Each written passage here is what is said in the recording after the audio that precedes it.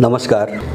अहिले नेपालमा फेरि एकपटक नागरिकताको र नेपालमा यो कहिल्यै पनि नटुङ्गिने जो एउटा नागरिकताको जो षड्यन्त्र हो, जो समस्या हो, यो के कारणले बारम्बार चाहिँ तपाईको यो समस्याको रूपमा उठाइन्छ र यसका पछाडि के छ र यो नेपाल विरुद्धको यो खेल कहिलेदेखि सुरु भयो, यो विषयमा सबै नेपालीहरू अलिकति स्पष्ट रूपमा बुझ्न र त्यही ढङ्गले चाहिँ तपाईको सोच बनाउने एकदमै जरुरी देखा परेको छ। नेपालमा धेरै प्रकारका समस्याहरू छन् हैन। देशको अस्तित्व, यहाँको सार्वभौम सत्ता, शान्ति सुरक्षा सबै कोणबाट धेरै समस्या छन्। जस्तो विदेशीले चाहिँ देश चलाइरहेको छ, शासन चलाइरहेको छ। एसएसपी सम्झौता हामीले हेर्यौं, नेपालभित्र अमेरिकन फौज उतार्न खोजिएको छ। नेपाल एकछिन कल्पना गरौँ, भोलि कुनै विदेशीले एउटा उपनिवेश बनाउन खोज्ला।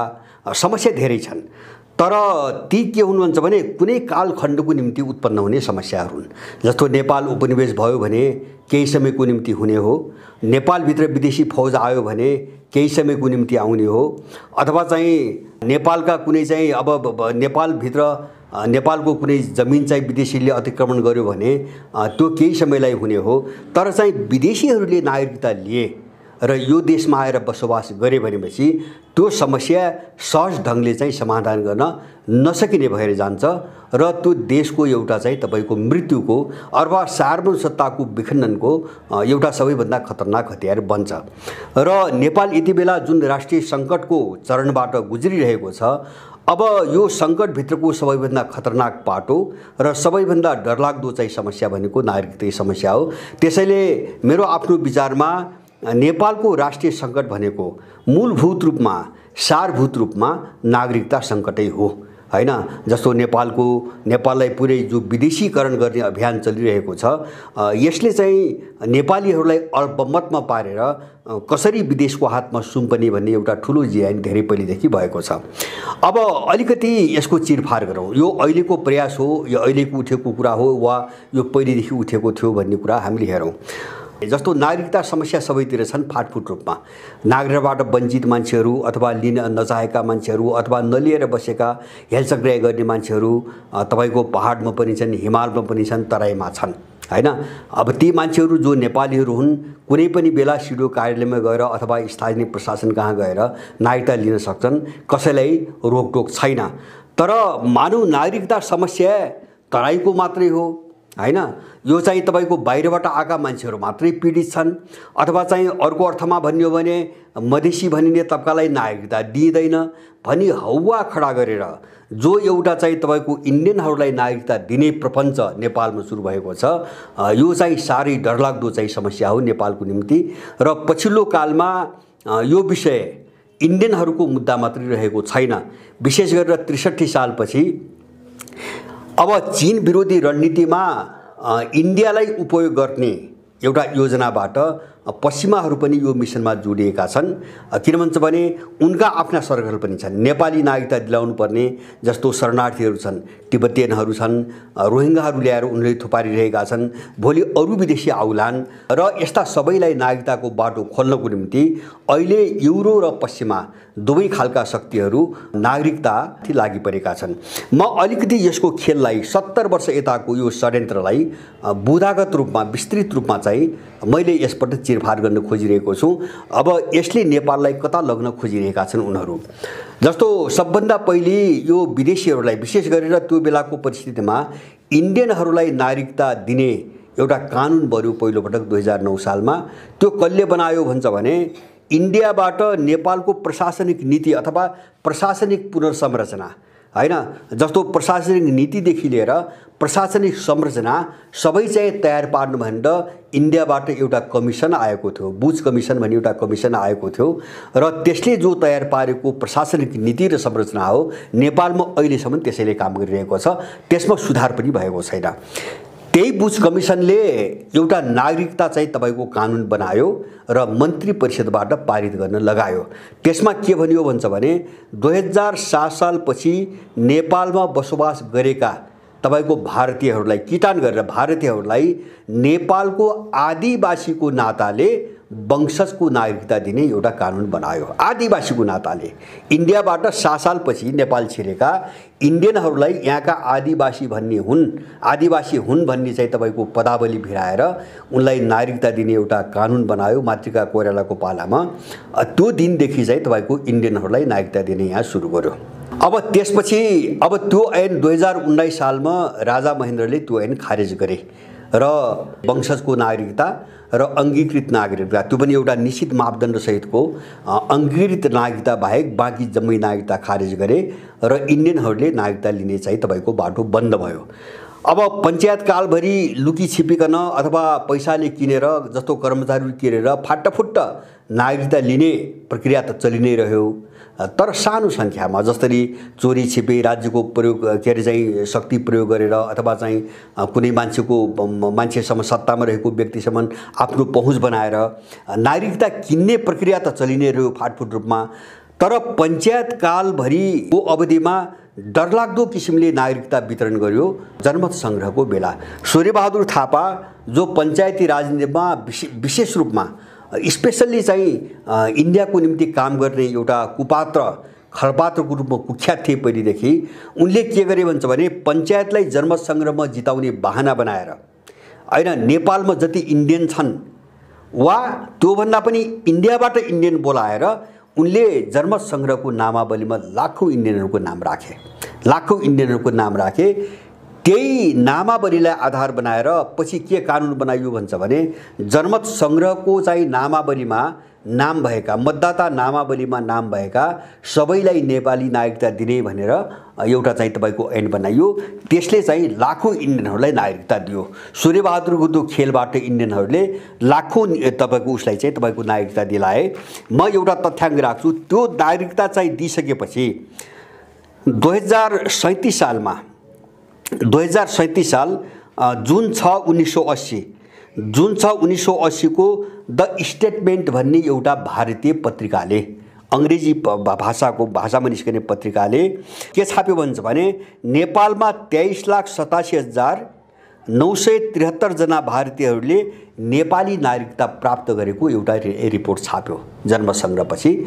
सूर्यबहादुरले त्यो चाहिँ एउटा जघन्य अपराध गर्यो होइन, इन्डियनहरूको एउटा चाहिँ रणनीतिमा जघन्य अपराध गर्यो। अब त्यसपछि अर्को प्रयास भयो 2052 सालमा शेरबहादुरको सरकार हुँदा उनले बनाएको महन्त ठाकुरको कार्यदलले 2047 साल कार्तिकलाई आधार वर्ष बनाएर सबै विदेशीहरूलाई नागरिकता दिनुपर्ने चाहिँ प्रस्ताव राख्यो हैन। यसको व्यापक विरोध भएका कारणले यो कार्यान्वयन हुन सकेन। शेरबहादुरको गिरोहले त्यो कोसिस गर्यो 2052 सालमा त्यो कोसिस गर्यो। अनि 2054 सालमा लोकेन्द्र बहादुर चन्दको सरकारले जितेन्द्र देवको अध्यक्षतामा एउटा नागरिकता वितरण आयोग बनायो। त्यसले अनाधिकृत रूपमा लगभग चाहिँ 35,000 इन्डियनहरूलाई चाहिँ नेपाली नागरिकता वितरण गर्यो। 35,000 व्यापक रूपमा वितरण गर्यो र अब त्यो वितरणका विरुद्धमा तपाईको मुद्दा पर्यो र 2058 साल साउनमा सर्वोच्च अदालतले ती वितरण गरेका नागरिकताहरू रद्द गर्ने निर्णय गर्यो हैन। रद्द गर्ने निर्णय त गर्यो तर त्यो व्यवहारमा कार्यान्वयन गरिएन। जसले नेपाली नागरिकताले तिनले लिए भए त्यसलाई चाहिँ खोज्ने अथवा त्यसलाई खारिज गर्ने काम सरकारको तर्फबाट भएन। अनि 2057 सालमा गिरिजा सरकारको पालामा संसदको राज्य व्यवस्था समितिले नागरिकता सम्बन्धी एउटा निर्णय गरेर अर्थ विधेयकभित्र घुसाएर चाहिँ तपाईको प्रतिनिधि सभाबाट पारित गर्ने कोसिस गर्यो।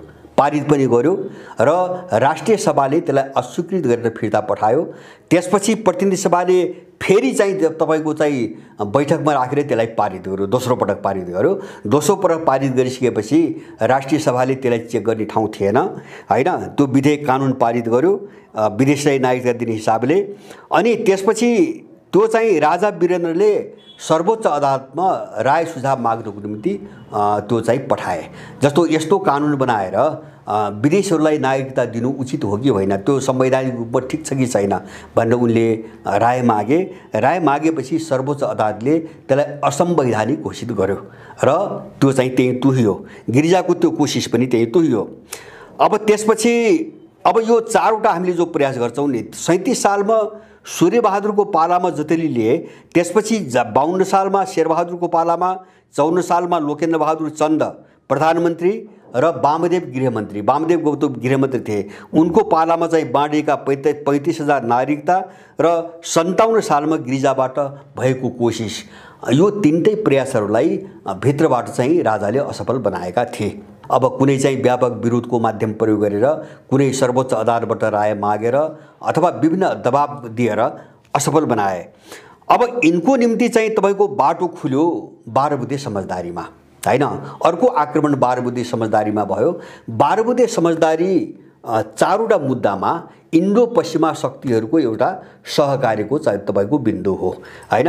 जस्तो माओवादी र चाहिँ संसदवादीहरूलाई सरकारमा पुर्याइदिने अथवा चाहिँ उनको हातमा चाहिँ सत्ता ल्याइदिने शर्तमा उनीहरूले विशेष गरिकन चारवटा मुद्दामा, अरू पनि धेरै छन् मुद्दा, तर विशेष गरिकन चारवटा मुद्दामा इन्डियन र पश्चिमाहरूको सहकारी थियो। जस्तो पश्चिमाहरूको मुद्दा के थियो भन्छ भने संघीयता र धर्मनिरपेक्षता। यसलाई इन्डियाले सघाउनु पर्ने, समर्थन गर्नुपर्ने। र दोस्रो इन्डियनहरूको के थियो भन्छ भने नागरिकता र तपाईँको गणतन्त्र, राजा फाल्नुपर्ने। किन भन्छ भने अब यो 3-4 पटक राजाले नागरिकता रोकेको अनुभव त उनलाई थियो। त्यसकारणले गर्दाखेरि इन्डियनहरूलाई नागरिकता दिनुपर्ने एउटा शर्त र दोस्रो चाहिँ राजतन्त्र फ्याँक्नुपर्ने। यो दुईवटा मुद्दामा उनको बिचमा चाहिँ जो कम्प्रोमाइज भएको थियो, समझदारी बार्गेनिङ भएको थियो, त्यही चाहिँ बार्गेनिङ अनुसार दुवै पक्ष, इन्डियन पक्ष र पश्चिमा पक्ष चाहिँ संसदवादी र माओवादीलाई सघाएर सत्तामा ल्याउन चाहिँ तपाईँको मन्जुर गरेका थिए। अनि त्यसपछि तर त्यो लेखिएन, समझदारीमा लेख्ने पनि कुरा थिएन।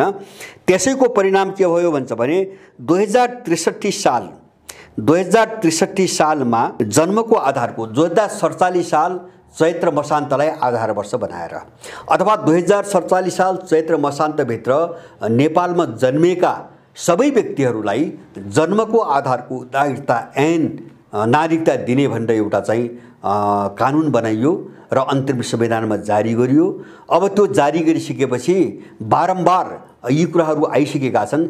झन्नै 40 लाख इन्डियनहरूले नागरिकता लिए। त्यतिले पनि यिनलाई पुगेन। अनि चाहिँ हामीले सुनेका छौँ 2000 अब चाहिँ मैले भने 37 सालमा इन्डियन पत्रिकाले निकालेको 23 लाख, झनै 24 लाख चाहिँ नागरिकता इन्डियनलाई दिएको नागरिकता। अब 37 सालपछि तिनबाट जन्मेका सन्तानहरू, 63 साल पछि चाहिँ जन्मका आधारमा बाँडिएको नागरिकता, त्यो पनि त्यसबेला कसरी बाँडियो भन्छ भने कुनै कानुनको आधार होइन, मापदण्डको आधार होइन। तपाईँ हामीलाई थाहा छ नेपालको सिमाना खुला छ। इन्डियाबाट नेपालमा कति मान्छे आउँछन् र जान्छन् भन्ने अभिलेख लाख्ने चरण पनि छैन। तर जन्मको आधारमा त्यो जन्मेको प्रमाणित गर्ने कुनै पनि आधार नेपालमा छैन। किनभने त्यसको रेकर्ड पनि यहाँ राखिँदैन, सिमाना पनि बन्द गरिँदैन। त्यसकारणले को मान्छे जन्मेको नेपालमा को होइन, कति वर्ष बसेको कुनै तथ्याङ्क छैन। तर उनले त्यो बेला कस्तो नियम बनाए, दलको सहमतिको नाममा बनेको, यिनी दलका जस्तो काङ्ग्रेस, एमाले, माओवादी र मधेसवादीहरू मध्ये कुनै 3 जना व्यक्तिले होइन सिफारिस गरेका जम्मैलाई नेपाली नागरिकता दिने, त्यो आधारमा त्यो बेला नागरिकता बाँडियो जन्मको आधारको। यिनीहरूले चाहिँ तपाईँको कोटा बाँडे, कुन्दलले कति चाहिँ सिफारिस गर्न पाउने भनेर कोटा बाँडे। मन परी तपाईँको इन्डियन बोलाएर पनि दिए, यहाँ बसेका इन्डियनलाई पनि दिए। सीमावर्ती चाहिँ इन्डियन बजारहरूमा 500 रुपियाँमा तपाईँको नेपाली नागरिकताहरू बेचिए र झन्नै 40 लाख इन्डियनले त्यो चाहिँ 1.5 वर्षको अवधिमा चाहिँ नेपाली नागरिकता लिए। त्यसपछि 68 साल भदौमा हैन 68 साल भदौमा बाबुरामको सरकारको मन्त्री परिषदले जो 63 सालपछि जन्मको आधारको नागरिकता लिएका विदेशी छन्, विशेष गरिकन इन्डियनहरू, तिनका सन्तानलाई वंशजको नागरिकता दिने, तिनका सन्तानलाई जन्मको आधारको नागरिकता लिएका इन्डियनहरूका सन्तानलाई वंशजको नागरिकता दिने भनेर एउटा चाहिँ तपाईँको आदेश जारी गर्यो। मन्त्री परिषदबाट आदेश जारी गर्यो। त्यो बेला चाहिँ गृहमन्त्री सायद विजय कुमार गच्छेदार थिए। अब अनि त्यो गृह मन्त्रालयले त्यही क्याबिनेटको निर्णय अनुसार देशभरिका सिडिओ कार्यालयहरूलाई अब त्यो जन्मको आधारमा नागरिकता लिएका विदेशीहरूका सन्तानलाई वंशजको नागरिकता दिने भन्ने एउटा आदेश जारी गर्यो। त्यो बेला धेरै चर्चामा आयो। झापाको सिडिओले त्यो काम गर्ने इन्कार गरे। इन्कार गरेपछि उनलाई त्यहाँबाट जबरजस्ती सरुवा पनि गरियो। त्यो निकै चर्चित त्यो घटना थियो। तर यो निर्णय चाहिँ सर्वोच्चबाट रोकियो। सर्वोच्चमा मुद्दा परेपछि यो निर्णय रोक्यो, यसको कुनै कानुनी आधार थिएन। अनि चाहिँ तपाईँको हामी कहाँ आउँछौँ त भन्छ भने, अब मैले भने 2037 सालपछि व्यापक रूपमा 63 साल र त्यस पछाडि तपाईँको जति नागरिकता दिए त्यसैको परिणाम 72 सालमा संविधान जारी हुँदा, जो इन्डियाले त्यो बेला नाकाबन्दी लगाएको पनि हामीले थाहा छ, त्यसपछि उनले हाम्रा कुराहरू राखेनन् भनेर जो नागरिकतालाई एकदमै खुकुलो बनाएर चाहिँ पुरै इन्डियनहरू जति आउँछन् उनलाई नागरिकता दिलाउन कोसिस गरेका थिए। त्यो भएन भनेर उनले सुषमा स्वराज, त्यसबेला चाहिँ इन्डियाको विदेश मन्त्री, उनले के भनेका थिइन् भने यहाँका मान्छेहरू दलालहरूसँगको भेटघाटमा हामीलाई नेपालमा बसोबास गर्ने 1 करोड भारतीयहरूको भविष्यको बारेमा चिन्ता छ हैन, किन नेपालको संविधानले यिनीहरूलाई सम्बोधन गर्नुपर्छ, हामीलाई 1 करोड शब्द नै उनले आफ्नो मुखबाट किटान गरेकी थिइन्। यसबाट पनि के बुझिन्छ भन्छ भने इन्डियनहरू 1 करोड इन्डियनहरूले नेपालको नागरिकता लिइसकेका छन्, उनीहरू त्यो रणनीतिमा आए। अनि 72 सालको संविधान चाहिँ तपाईँको बन्ने बेला एउटा प्रावधान के राख्यो, 68 सालमा बाबुरामले जो कोसिस गरे जन्मको आधारमा नागरिकता लिएका विदेशीका सन्तानलाई वंशजको नागरिकता दिने भनेर जुन आदेश जारी गरेका थिए त्यसलाई चाहिँ संविधानमा हालियो। र संविधानमा के लेख्यो भन्छ भने 63 सालपछि जन्मको आधारको नागरिकता लिएका हैन सबै चाहिँ विदेशीहरूका सन्तानलाई वंशजको नागरिकता दिने भन्यो र त्यो समय खिचेर 2072 सम्म ल्याइयो हैन। जस्तो 72 सालसम्म, जस्तो मैले भने 47 साल चैत्र मसान्तलाई आधार वर्ष बनाइएको थियो, तपाईको चाहिँ अन्तरिम के अरे चाहिँ यो संविधान जारी हुने बेला त्यो समय सीमालाई चाहिँ तानेर तपाईको 72 साल ल्याइयो हैन। अब 72 साल ल्याइयो।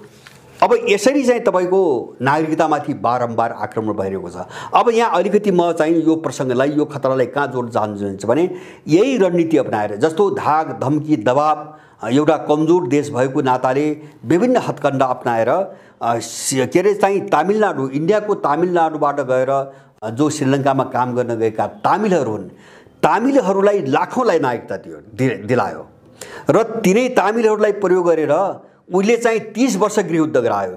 यद्यपि पछाडि त्यही तमिलसँग लडाइँ भयो इन्डियाको हैन, त्यही कारणले राजीव गान्धी पनि मारिनु पर्यो। तर एलटिटिई गठन गरेर श्रीलङ्कामा चाहिँ गृहयुद्ध उठाउने र उत्तर पूर्वी श्रीलङ्कालाई स्वतन्त्र राष्ट्र बनाउने जो अभियान एलटिटीले चलायो त्यसका पछाडि सबै इन्डियाले काम गरेको थियो। सुरुदेखि उसले त्यो मद्दत गर्यो र किन श्रीलङ्कालाई टुक्र्याएर त्यसको एउटा चाहिँ महत्त्वपूर्ण भूभाग कब्जा गर्नको निम्ति त्यसले चाहिँ 30 वर्ष श्रीलङ्कालाई गृहयुद्धमा फसायो। यस्तै खेल तपाईको फिजीमा भयो। फिजी एउटा सानो देश हैन, अब एउटा दक्षिणी प्रशान्त क्षेत्रमा पूर्वतिर रहेको एउटा सानो देश।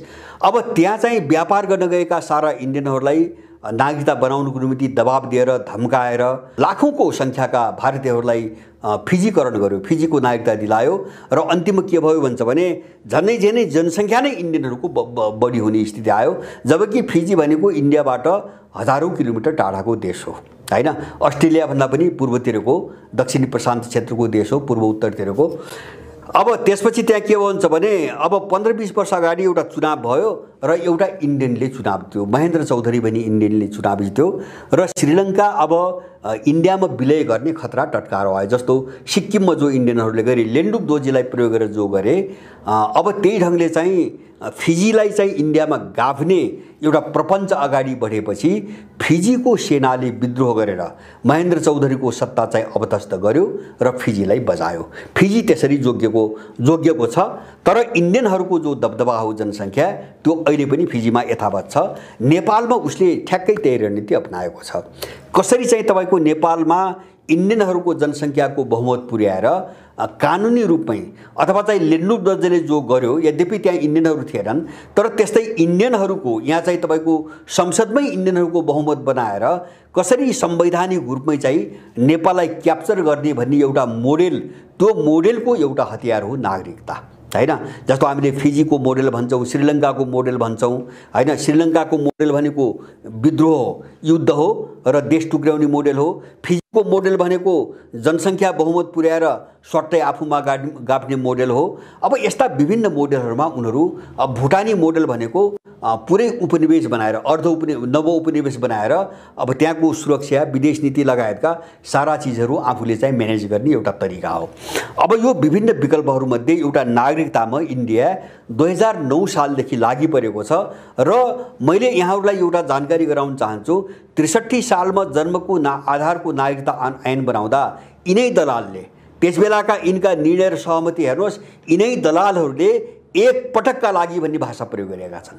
एक पटकका लागि यो नागरिकताको समस्या समाधान गर्न जन्मको आधारको नागरिकता ऐन बनाउने भनेर भनेका छन्। तर त्यो टुङ्गेन, हामीले देख्यौँ। त्यो 63 सालमा बनाएर टुङ्गेन, त्यो निरन्तर उठ्दै आएको छ। किन? यो नेपालमाथिको तपाईँको तरबार हो, नेपालमाथि सोझाइएको एउटा तरबार हो। यो कहिल्यै पनि नटुङ्गिने चाहिँ तपाईँको हतियार हो। अझ नेपाललाई बर्बाद पार्नुको निम्ति यिनले राखेका केही प्रावधानको चर्चा म यहाँ गर्छु। एउटा चाहिँ तपाईँको नागरिकता विधेयकमा एउटा पोइन्ट के छ भन्छ भने, जन्मको नागरिकता लिएका पनि विदेशी छन् तिनका सन्तानलाई वंशजको नागरिकता दिने भनेपछि यहाँ दुईटा कुरा भए। एउटा चाहिँ विदेशी र नेपालीका बीचको अन्तर मेटाउने, पहिचानको कोणबाट त्यो अन्तर मेटाइदिने हैन, र दोस्रो कुरो अधिकारको कोणबाट पनि त्यो अन्तर मेटाइदिने। किन? विदेशी र नेपाली भन्ने चिजको अन्त्य गरिदिने। अब यो दुवै कोणबाट र भोलि चाहिँ तपाईँको जस्तो विदेशीहरूको अतिक्रमणबाट नेपालमा यस्तो समस्या आइरहेको छ भन्ने कुरा नेपालीले नबुझोस् भनेर, जस्तो सबैलाई वंशजको नागरिक बनाइदिइसकेपछि त नागरिकता हेरेर त मान्छेलाई चिन्दैन अनि त्यो विदेशी खेललाई चाहिँ तपाईँको विरोध गर्ने वा चिन्ने बाटो पनि बन्द गरिदिने। यो हिसाबले चाहिँ जन्मको आधारमा नागरिकता लिएका व्यक्तिहरूका सन्तानलाई अब वंशजको नागरिकता दिने एउटा अहिलेको विधेयकमा प्रावधान त्यो छ, जो संसदमा लगिरहेछ। दोस्रो, नेपालको भूमिभित्र भेटिएका हैन बेवारिसे बालबालिकाहरू हैन अथवा जसका बाउआमाको कुनै ठेगान छैन, तिनी सबैलाई उमेरपछि वंशजको नागरिकता दिने हैन। मैले अघि नै पनि भने खुला सिमाना छ हैन, कसैलाई केही रोकटोक छैन। जस्तो इन्डियाले 63 सालपछि के गर्यो, जन्मको आधारको नागरिकता ऐन पारित भएपछि के गर्यो इन्डियाले भन्छ भने, इन्डियामा चाहिँ तपाईँको के अरे चाहिँ डेलिभरी अथवा गर्भवती भएका महिलाहरूलाई अहिलेसम्म त्यही खेल छ इन्डियाको तराईमा, अहिलेसम्म 63 सालदेखि उनीहरूलाई धमाधम चाहिँ तपाईँको के अरे चाहिँ तपाईँको प्रसुति हुने बेला, बच्चा जन्माउने बेला नेपालका चाहिँ सिमानाका चाहिँ अस्पताल र क्लिनिकहरूमा पठाउने, त्यहाँ बच्चा जन्माउने, बच्चा जन्मेपछि जन्म दर्ता त गर्नु पर्यो, अनि जन्म दर्ता नेपालमा हुने भयो। उनी बच्चा जन्माए, नेपालमा जन्मेको प्रमाणपत्र बोके, उनी इन्डिया गए। अब 16 वर्षपछि तिनका सन्तान नेपाली नागरिकता माग्न आउँछन्। किन? खुला सिमाना खुला छ, कसैलाई रोकटोक छैन। यस्तो अत्याचार तपाईँको 2063 सालदेखि अहिलेसम्म चलिरहेको छ। र अब यो खुला सिमानाले भोलि चाहिँ तपाईँको जस्तो बेवारिसे सबै बच्चा हैन, बाउआमाको पहिचान नभएका, फालिएका, कतै भेटिएका सबैलाई वंशजको नागरिकता दिने हो भने भोलि चाहिँ साम्राज्यवादी शक्तिहरूको त्यो एउटा खेती धन्दा सुरु हुन्छ। किनभने यस्ता बेवारिसे बच्चाहरू इन्डियामा करोडौँको सङ्ख्यामा छन्, लाखौँको सङ्ख्यामा छन् हैन। तिनै मान्छेहरू यहाँ ल्याइन्छन्, नेपाली भूमिभित्र ल्याएर फ्याँकिन्छन्, तिनलाई भेट्टाएको जस्तो गरिन्छ, अनाथालयमा राखिन्छ र 16 वर्षपछि तिनलाई नेपाली नागरिकता दिन्छ। एउटा प्रावधान। तेस्रो प्रावधान, एउटा जन्मको आधारको नागरिकता लिएका सन्तानलाई वंशजको नागरिकता दिने। दोस्रो, नेपालको भूमिभित्र भेटिएका बेवारिसे बच्चाहरूलाई वंशजको नागरिकता दिने उमेर पुगेपछि। तेस्रो चाहिँ विदेशी बाबुबाट जन्मिएका, अहिले कुनै विदेशीबाट महिला नेपाली छ, बाउ विदेशी छ, अहिले विदेशी छ, बच्चा जन्मिँदा विदेशी छ, तर त्यो विदेशीले भोलि नेपाली नागरिकता लियो भने त्यसका सन्तानलाई पनि वंशजको नागरिकता दिने। भने बाउ विदेशी भए पनि अब उसले वंशजको नागरिकता पाउने। तेस्रो प्रावधान। चौथो, नेपालको नागरिकता लिएका 2 जनाले सिफारिस गरेका व्यक्तिहरूलाई नागरिकता दिने। मैले अघि नै भने 63 सालपछि 3 जनाको सिफारिस भनिएको थियो, अब अहिले त्यो घटाएर 2 जना, माने 2 जना कुनै स्थानीय प्रतिनिधि भनेको छ हैन, स्थानीय चाहिँ चुनावबाट जितेका कुनै 2 जना प्रतिनिधिले सिफारिस गरेको कुनै पनि व्यक्तिलाई नेपालको नागरिकता दिने। अनि मैले भने त्यो स्थानीय निकायमा चाहिँ सयौंको सङ्ख्यामा इन्डियनहरूले जितिसकेका छन्, जो 63 सालपछि चाहिँ तपाईँको नेपाली नागरिकताले उनको 2 जनाको सिफारिसमा नेपालको नागरिकता दिने। चौथो प्रावधान। पाँचौं प्रावधान, विदेशी महिलालाई विवाह गर्ने बित्तिकै नागरिकता दिने हैन, जो अहिले सबभन्दा ठुलो विवादको विषय छ यहाँ हैन। जस्तो कुनै विदेशी महिलाले नेपाली पुरुषसँग बिहा गर्यो अनि उसले बिहा गरेको भोलिपल्टै नेपाली नागरिकता पाउनुपर्ने हैन। जस्तो कुनै पनि देशमा, संसारमा कुनै पनि देशमा छैन यस्तो प्रावधान हैन। एउटा समयसम्म बस्नुपर्छ, एउटा अवधिसम्म परीक्षण हुनुपर्छ, तर तुरुन्तै त्यसलाई चाहिँ तपाईको नागरिकता दिनुपर्ने भन्ने एउटा प्रावधान छ। 6औं प्रावधान के छ भन्छ भने बाबुको पहिचान नभएको हैन। जस्तो कुनै चाहिँ महिलाबाट कुनै बच्चा जन्मियो र महिलाले के भन्यो भन्छ भने यसको बाउको पत्तो छैन हैन भन्ने उसले घोषणा गरे। उसले सो घोषणाको आधारमा भन्यो, आमाले गरेको सो घोषणाको आधारमा के घोषणा, यसको बाबुको कुनै पत्तो छैन अथवा मैले यसको बाबु चिन्दिन, पहिचान छैन भनी भने अब त्यस्तो सन्तानलाई उसको आमाको सो घोषणाको आधारमा वंशजको नागरिकता दिने हैन। यिनी प्रावधान राखेर अहिले कानुन बनाउन खोजिएको छ। अब यो 6औं प्रावधान कति डरलाग्दो छ भन्छ भने अब बच्चा जन्माउने महिलाको चाहिँ लोग्नेको पहिचान चाहिँ हुँदैन भनेको के हैन। पहिले यिनी अनैतिक मान्छेहरूलाई हामी यो प्रश्न सोधौं हैन। जसको बच्चा चाहिँ बोक्छ आइमाईले अनि त्यो लोग्ने मान्छे पनि थाहा नहुने भनेको के भनेपछि यसले धेरैतिर हानिरहेको छ। यसले के हानिरहेको छ भन्छ भने जस्तो मैले एकपटक उठाएको थिएँ यो प्रावधान र तपाईको जस्तो एमसीसीसँग जोडिएका यस्ता धेरै प्रावधान छन् हैन। जस्तो एमसीसीमा कहाँ जोडेको छ भन्छ भने एमसीसी परियोजनासँग सम्बन्धित व्यक्तिहरूले गरेका कुनै पनि अपराध, हत्या होस् वा चाहिँ बलात्कार, कुनै पनि अपराधमा नेपालको कानुन आकर्षित हुँदैन र नेपालले त्यस्तो व्यक्तिमाथि मुद्दा चलाउन वा गिरफ्तार गर्न सक्दैन भन्ने सम्बन्धका कुराहरू छन्। माने अब भोलि त्यो खेती सुरु हुन्छ। हामीले देशको संवेदनशीलता हामीले बुझेका छौँ। जस्तो राज्यले नियोजित रूपमा यहाँबाट सारा पुरुष विदेशी निकालिरहेको छ बेरोजगार बनाएर हैन। राज्यको एउटा नीति नै बनेको छ त्यो योजनाबद्ध रूपमा निकाल्ने। गाउँघरमा सबै महिलाहरू मात्रै छन् हैन। यो सबै चिजलाई हेरिकन उनले यो कानुन ल्याइरहेका छन्। कसरी नेपाली महिलाहरूलाई अधिकतम रूपमा विदेशीको गर्भ बोकाउने र बाबुको पहिचान छैन। किन भन्छ भने बाबुको पहिचान त हुँदैन, त्यो गलत ढङ्गले चाहिँ गर्भ बोकिन उसले विवाह गरेको त हुँदैन। विवाह नगरेपछि गलत ढङ्गले बोकेको गर्भलाई फल्नाको हो भन्ने उसले स्वीकार गर्न सक्ने अवस्था त हुँदैन। तिनी सबै सन्तानलाई वंशजको नागरिकता दिने र एक खालले नेपालको जो वंश परम्परा हो, जो कुल परम्परा हो, यसलाई पनि समाप्त पार्ने हैन। नेपालको जनसङ्ख्यालाई, नेपालको वंश प्रणालीलाई पुरै चाहिँ वर्ण संकर बनाउने र तपाईको हाम्रा संस्कार संस्कृति सभ्यताहरू सबै चाहिँ समाप्त पार्ने डिजाइनमा यो कानुन आएको छ। र यसले के भन्छ भने बाबुको पहिचान नभएको आइमाईले सो घोषणा गर्न पाउने भनिसकेपछि यसले आम नेपालीहरूलाई बजारको वेश्या बनाउन प्रेरित गरिरहेको छ र महिलाहरूलाई वेश्याका रूपमा परिभाषित गरिरहेको छ।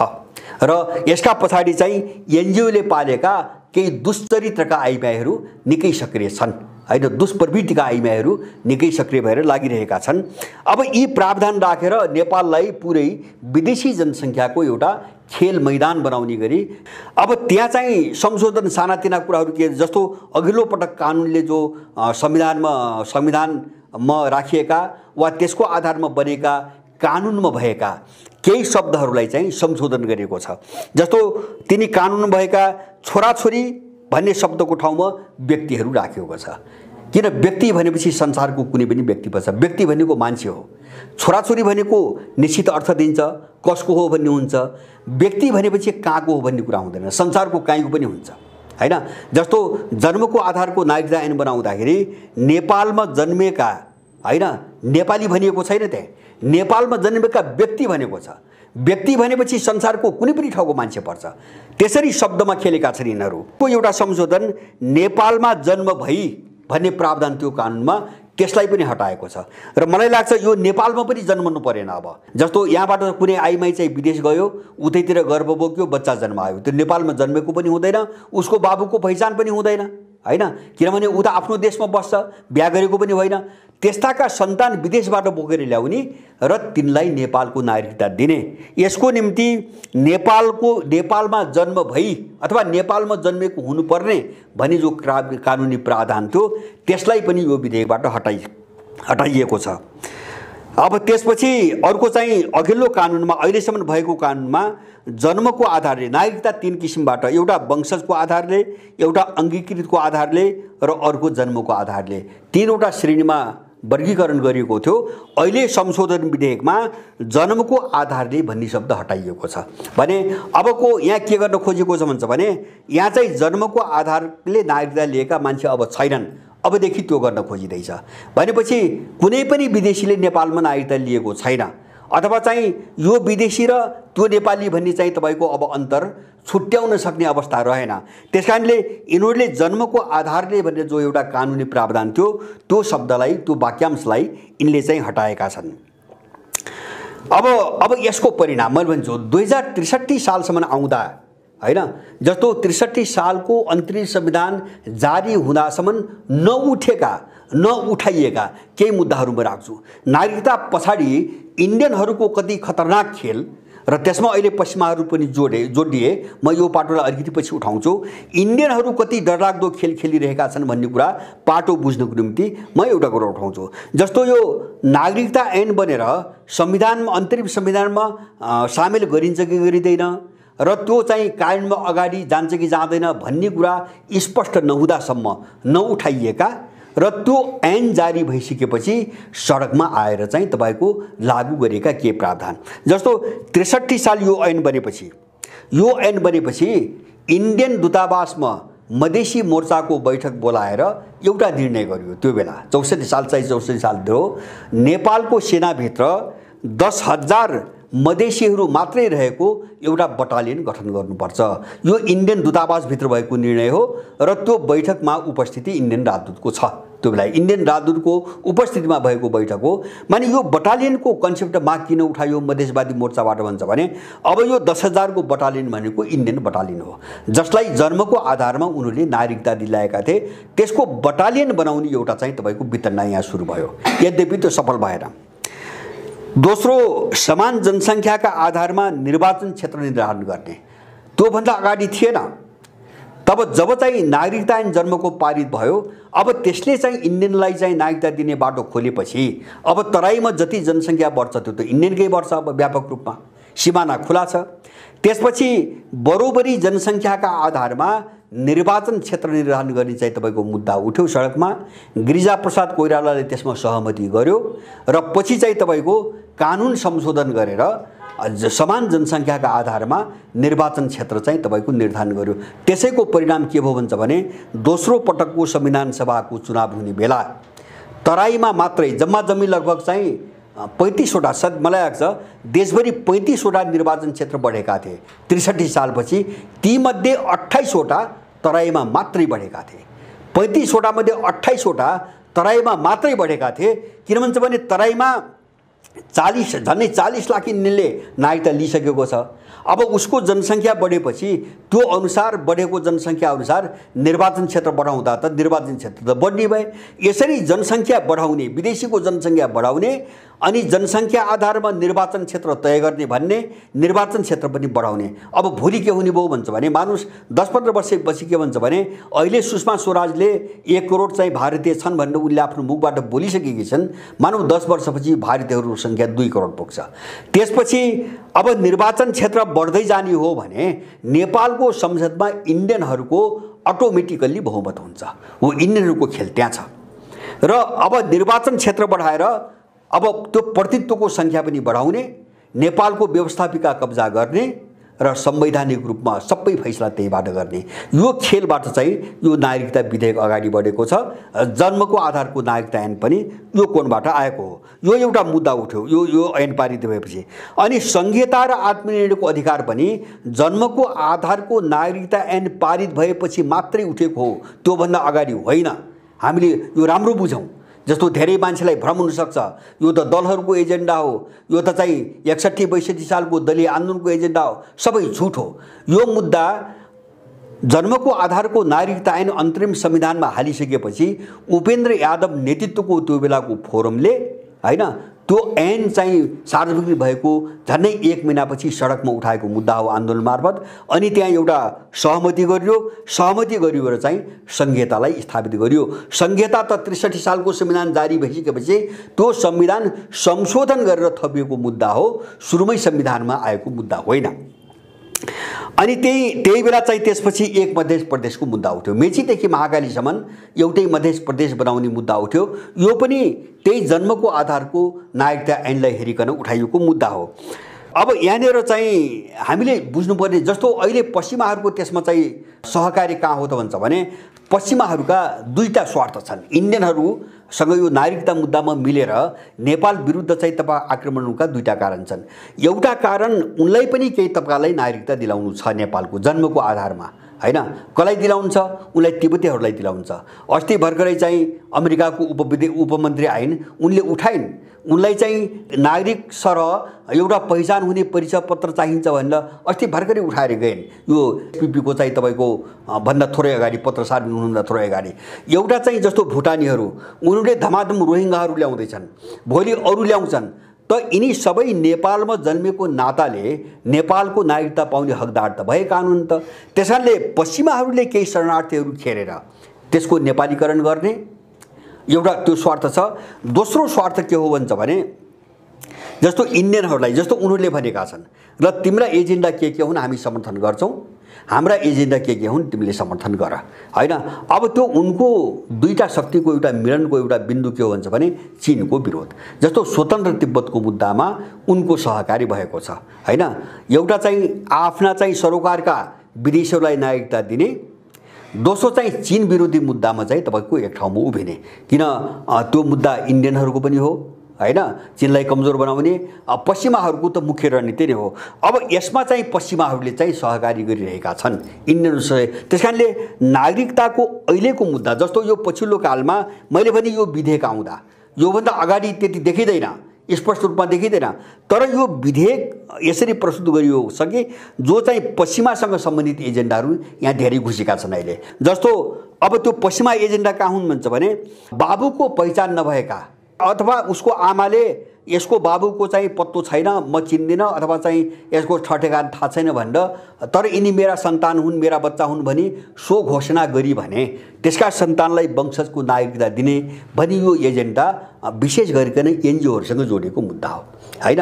किनभने यो खेल खेल्न पश्चिमाहरूले एउटा ठुलो डिजाइन बनाइरहेका छन्, हैन? नेपालको महिलाहरूलाई कसरी मिसयुज दुरुपयोग गरेर समाप्त पार्ने भन्ने एउटा मिसनमा उनीहरू, जस्तो चाहिँ तपाईँको विदेशी बाउबाट जन्मेका र पछि त्यो विदेशी बाउले नागरिकता लिएको खण्डमा चाहिँ त्यसका सन्तानलाई वंशजको नागरिकता दिने भन्ने मुद्दा पनि धेरै सो पश्चिमाहरूसँग जोडिएको मुद्दा हो। किन यहाँ एनजिओ आइएनजिओबाट धेरै महिलाहरू उनीहरूले विदेश लग्छन्, घुमाउँछन्, राख्छन्, हैन? त्यहाँ राख्छन्, पेट भोकाउँछन् आदि इत्यादि यस्ता धेरै घटना छन् नेपालमा। अहिले पनि यिनी पार्टीका वरिपरि ठुल्ठुला नेत्री बनाउँदाहरू, हैन? विदेश जाने, एनजिओको तर्फबाट विदेश घुम्न जाने, पेट बोक्ने आउने र बच्चा पाउने। अब यो समस्यामा धेरै चाहिँ महिलाहरू यहाँ ग्रसित छन्। अब त्यो समस्यालाई समाधान गर्नुको निम्ति उठाइएको मुद्दा हो यो। मलाई के लाग्छ भन्छ भने यो विधेयकको पक्षमा मात्रै हैन कि तपाईको विदेशीहरूको जनसङ्ख्या यसरी नेपालमा बढाएर जो देश सक्ने रणनीतिमा बढिरहेका छन्, यी अपराधीहरूलाई यदि कुनै नेपाली हो भने ठाउँको ठाउँ नै मारिदिने एउटा सङ्कल्प गर्नुपर्छ, हैन? देश बचाउनेहरूको कुनै पनि बाटो छैन। जस्तो मैले अघि नै भने, जस्तो इजरायलको एउटा उदाहरण हो। मैले श्रीलङ्काको अलिकति कुरा अघि नै गरिसकेँ। अब त्यहाँको तामिल श्रीलङ्काको निम्ति सधैँभरिको समस्या भयो, सधैँभरिको। त्यसबाट श्रीलङ्का अब उम्किनै सक्दैन, हैन? अहिले त दबायो, एलटिटीलाई दबायो, तर त्यो तामिल त कुनै पनि बेला भोलि त्यही गर्छ, हैन? जस्तो फिजीको इन्डियन सधैँको निम्ति फिजीको घाँटीमा तरबार भयो। त्यो मात्र हैन, म तपाईलाई एउटा उदाहरण दिउँ इजरायलको। जस्तो इजरायलमा दोस्रो विश्वयुद्धपछि अमेरिकन र युरोपियनहरूको दोस्रो विश्वयुद्धमा जित भएपछि त्यो इजरायललाई एउटा यहुदी चाहिँ देश घोषणा गरियो। विश्वयुद्धपछि जन्मेको देश हो त्यो, र संसारभरिका सबै यहुदी खेरे। इन्डियाबाट मात्रै लगभग 20,000 यहुदीहरू फर्केका छन् त्यो बेला इजरायलमा। युरोपबाट गए, सबै देशबाट गए, अमेरिकाबाट गए। आज चाहिँ लाखौँको सङ्ख्यामा यहुदी बस्ती बन्यो त्यहाँ, हैन? जबकि यहुदी नै थिएनन्, फाटफुट बाहेक यहुदी नै थिएनन्। अनि त्यो के भयो त भन्छ भने त्यो यहुदी राष्ट्र के भयो त भन्छ भने त्यो मध्यपूर्वमा जो इस्लामिक राष्ट्रहरू छन् उनको घाँटीमा सधैँभरिको तरबार भयो इजरायल। अहिलेसम्म पनि हामीले देखिरहेका छौँ। अब त्यो मुस्लिम चाहिँ जगतलाई नियन्त्रण गर्ने अथवा त्यसलाई समाप्त पार्ने एउटा पश्चिमाहरूको गतिलो हतियार भयो। त्यो हतियार नेपालमा बनाउन खोजिरहेका छन् जनसङ्ख्या अतिक्रमणबाट। त्यसकारणले कुनै नेपाली सच्चा नेपाली हो भने, कुनै नेपाली यदि देशको निम्ति केही गर्छु भन्ने सोचमा छ भने यिनी अपराधीहरूसँग वार कि पारको लडाइँमा जानै पर्छ। यिनी आततायी देशद्रोही, यिनी चाहिँ विदेशी टट्टु, विदेशी कुत्ता, यिनलाई चाहिँ मटिया मेट पार्ने, यिनलाई सखाप पार्ने एउटा बाटोमा हामी जानै पर्छ। त्यति मात्रै होइन, मेरो यहाँहरू सबैलाई अवरोध के जान्छ भने दलहरूको भ्रष्टाचार, स्वेच्छाचारिता, दण्डहीनतालाई विरोध गरेको चाहिँ स्वाङ पारेर यस्ता मुद्दाहरूमा नबोल्ने जो वैकल्पिक शक्तिको नाममा खेल्न खोजिरहेका छन् त्यस्ता दुष्टहरूलाई पनि ठाउँको ठाउँमै चाहिँ उठ्न नदी चाहिँ समाप्त पार्नुपर्छ। किन भन्छ भने सबै पुख्याचा कोही दलको नाममा, कोही वैकल्पिक शक्तिको नाममा, कोही स्वतन्त्रको नाममा, हैन? यो सबै अत्याचारलाई चाहिँ जोगाइराख्ने, अगाडि बढाइराख्ने, नबोल्ने, तर एकअर्कालाई गाली गरेर बरु पपुलिस्ट बन्न खोज्ने, लोकप्रिय बन्न खोज्ने, मत बटुल्ने र नेपाललाई फेरि अर्को कोणबाट चाहिँ एउटा धरापमा जाग्दिने यस्तो खालको षड्यन्त्र नेपालमा फेरि तीव्र बनेको छ। यसप्रति हामी सबै होशियार हौं र यो नागरिकता ऐनको विरुद्धमा हामीले विश्वव्यापी रूपमा एउटा अभियान चलाउन सकेनौं भने हाम्रो देश ठूलो दुर्घटनामा पर्छ। मेरो सबै नेपालीहरुसँग छ विनम्र अनुरोध छ सबैसँग, हामी यो मुद्दामा अत्यन्तै गम्भीर भएर अगाडि बढ्ने कोसिस गरौं। हस्, धन्यवाद।